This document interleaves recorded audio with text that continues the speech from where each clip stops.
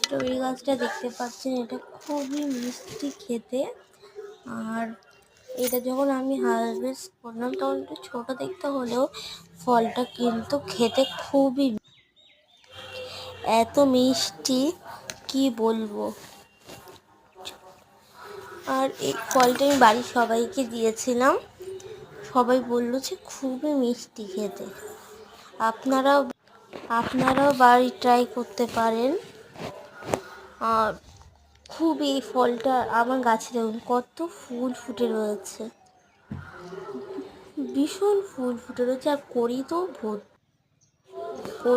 ভর্তি, একটু পুরো ভর্তি। এই দেখুন, দেখেন একটা ফুল।